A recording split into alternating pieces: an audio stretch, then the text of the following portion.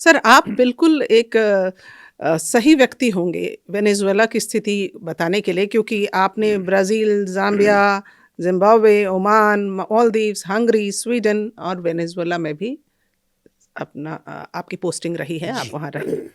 तो वेनेज़ुएला में जब आप रहे, तो वहाँ की स्थिति को आपने कैसे देखा और अब क्या वो परिवर्तित है? बिल्कुल, काफ़ी कुछ बदल गया है। देखिए, जब मैं वेनेजुएला में था वहाँ सितंबर 2002 से लेके और अक्टूबर 2005 तक, उस वक़्त भी वेनेजुएला दुनिया का सबसे ज़्यादा तेल उत्पादक देश था। तेल का जिसके पास भंडार था। तेल का भंडार है। अब उस वक़्त क्या हुआ था कि ह्यूगो चावेज़ की सरकार आई थी, सोशलिस्ट सरकार, जिसने कॉन्स्टिट्यूशन बदल दिया था और ये कहा था कि अब ये बोलिवारियन सोशलिस्ट रिपब्लिक ऑफ वेनेजुएला माना जाएगा। हुँ, ऑयल इंडस्ट्री जो है नेशनलाइज हो चुकी थी। यहाँ तक कि जो उनके नेशन जो उनके जो तब भी जो बाहर के जो अमेरिका की मल्टी कॉन्टिनेंटल कंपनीज थीं, शेवरॉन है, एक्सन मोबाइल है, कोको है, वो वहाँ थी। उनको ये कहा गया था कि आप प्रोड्यूस कीजिए ऑयल और उसको आप हमारी सरकारी कंपनी पेडीवैसा को बेचिए। हुँ, हुँ, अब जो पेडीवैसा है ना, पेट्रोलियम दे वेनेजुएला हुँ, हुँ, एसए, जो पेडीवैसा कंपनी थी, वो पूरी की पूरी प्रो अमेरिकन थी और वहाँ के लोग इतने फिल्दी रिच, जिसको आप कह सकते हैं वहाँ के एग्जीक्यूटिव्स को, हुँ, हुँ। कि वो मूड होने पे पेरिस फ्लाई कर जाते थे सिर्फ डिनर लेने के लिए कि आज फ्रांस में डिनर करेंगे। ओह! आप समझ लीजिए कितने कितने पैसे वाले लोग। बट ये तो सिर्फ़ 10% लोग ऐसे रहे। 10% लोग हैं। तो वेनेजुएला वेनेजुएला की इनकम का आय का 90% से ज़्यादा तेल से आता था। अब अगर उस 90% पे 10% से कम लोगों का कब्जा है, तो नेचुरल है कि पब्लिक को तो, आम जनता को तो, आम आदमी को तो परेशानी होगी। हुँ, हुँ, चावेज इसी लहर पे चढ़ के आए थे और चावेज ने आते ही एक तो आते ही पहले क्या हुआ कि 2 साल के अंदर ही पीडीवैसा के और अमेरिकन उसकी वजह से वहाँ एक सैनिक क्रांति हो गई अप्रैल 2002 में, लेकिन हुँ, वो असफल रही। चावेज की वजह से, चावेज ने कुछ इस तरह से किया कि वो असफल हो गई। अब उसके बाद चावेज ने फिर नकेल कसना शुरू किया ऑयल कंपनी पर। हुँ, हुँ, ऑयल कंपनी ने हड़ताल कर दी। देखिए, अब सबसे बड़ा तेल उत्पादक देश, तेल का सबसे बड़ा भंडार, हुँ, हुँ। और वहाँ की जो नेशनलाइज कंपनी है उसने हड़ताल कर दी। हड़ताल कर दी। हुँ, चावेज ने एक झटके में 1/3 लोगों को कलम के एक झटके से बर्खास्त कर दिया। हुँ, वो सड़क पे सैटरडे को मार्केट में सब्जी और चीनी बेचने लगे, ओह! उनके एग्जीक्यूटिव्स। मतलब इतने वो थे, और सिर्फ एग्जीक्यूटिव्स नहीं, हुँ, उनकी सेक्रेटरीज, उनके क्लर्क्स वीकेंड पे मियामी जाते थे शॉपिंग करने। हुँ, अब वहाँ उन्हें दामे दो से निक नेम दिया गया था कि गिव मी डजन। वो एक दो में नहीं, वो दर्जनों के हिसाब से शॉपिंग करते थे अमेरिका में। वाह! ये स्थिति थी और दूसरी ओर जनता भूख से मर रही। हुँ, तो जब इन्होंने किया, हड़ताल हो गई, और मैं उसे पहुंचा ही था।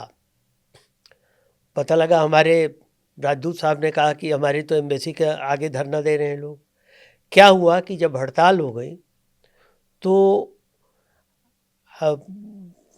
सरकार ने सरकार ने एडवर्टाइजमेंट निकाल करके बाहर से रिक्रूटिंग कंपनी से अपने टैंकर्स के कैप्टन्स मंगाने शुरू किए, और उसमें मुंबई से कुछ सिख गए थे। कैप्टन्स पहुंच गए। हुँ, अब वो जब एयरपोर्ट पे उतरे तो सिख तो जो हैं वो पगड़ी की वजह से distinguishable hmm, hmm. And distinct होते हैं। तो ये हुआ कि ये तो भारत है, भारत सरकार ने भेजा है। तो विपक्ष ने हमारे एम्बेसी के सामने प्रदर्शन करना शुरू किया। हमने बड़े मुश्किल से समझाया कि भाई ये तो ओपन कॉन्ट्रैक्ट के थ्रू आए, हुँ, इसमें हम हुँ, कुछ नहीं कर सकते, हुँ। सरकार कुछ नहीं कर सकती। तो बहरहाल वो हाँ, असफल हो हाँ। गई हड़ताल। उसके बाद चावेज ने शिकंजा कसना शुरू कर दिया। अब वहाँ पर देखिए, वहाँ पे डॉक्टर्स भी जो यूएस से पढ़ के आते थे, यूएस सबसे नज़दीक था डेवलप्ड कंट्रीज़ में, जो डॉक्टर यूएस से पढ़ के आते थे वो धनी मानी बस्तियों में ही प्रैक्टिस करते थे, क्योंकि वहाँ एक प्रथा थी कि डॉक्टर की फीस के अलावा रोगी कुछ गिफ्ट देता है डॉक्टर को, कुछ गिफ्ट कहते थे बख्शीश टाइप। तो अब नेचुरल है, जहाँ ज़्यादा पैसे वाले लोग रहेंगे वहाँ ज़्यादा बख्शीश मिलेगी, वहीं डॉक्टर ज़्यादा जाएंगे। विद द रिजल्ट की दूसरी जगहों पे डॉक्टर की कमी थी झुग्गी झोपड़ियों में। तो चावेज ने क्यूबा से डॉक्टर मंगाने शुरू किए, क्यूबा भेज के अपने डॉक्टर्स को, अपने लोगों को भी पढ़ाना शुरू किया। लोगों ने हल्ला किया कि ये तो अधकचरे हैं, एकदम अधकचरे ज्ञान वाले हैं। तो चावेज ने कहा ठीक है अधकचरे हैं, 50% तो है ना उन्हें डॉक्टरी का ज्ञान, बजाय इसके कि कोई भी डॉक्टर ना हो, कुछ तो डॉक्टर्स होंगे। तो ये शुरू किया, तो धीरे धीरे फ्रिक्शन बढ़ता गया। अमेरिका को ये पसंद नहीं था, क्योंकि अमेरिका में ये बुश रिजीम से शुरू हुआ। बुश जो है वो भी कट्टर खिलाफ थे वेनेजुएला के। यहाँ तक कि बुश ने भी कहा था कि हम कभी वेनेजुएलन राष्ट्रपति को हम डिथ्रोन करेंगे। और वेनेजुएलन राष्ट्रपति जो ह्यूगो चावेज थे, काफ़ी पॉपुलर फिगर, बहुत पॉपुलर है। हम मिले हैं उनसे। तो ह्यूगो चावेज ने साफ साफ ये कह दिया था कि सीनियर पेलेग्रोसो, मतलब मिस्टर डेंजरस, वो बुश को मिस्टर डेंजरस कहता था कि मिस्टर डेंजरस देखना है, आपके यहाँ भी इलेक्शन, हमारे यहाँ भी इलेक्शन देखना है, इसके बाद आप व्हाइट हाउस में रहते हैं या मैं मेरा फ्लोरेंस पैलेस में रहता हूँ। लेकिन बहरहाल दोनों जीत गए। तो चावेज ने जो करना शुरू किया था, अब एक तरह से समझ लीजिए कि ये विशियस सर्किल टाइप हो गया। चावेज जितना शिकंजा कसते उतना ही और गरीबी बढ़ती, फिर वो उसको दूर करने के लिए और दूसरे में जो अपनाते फिर वही होता।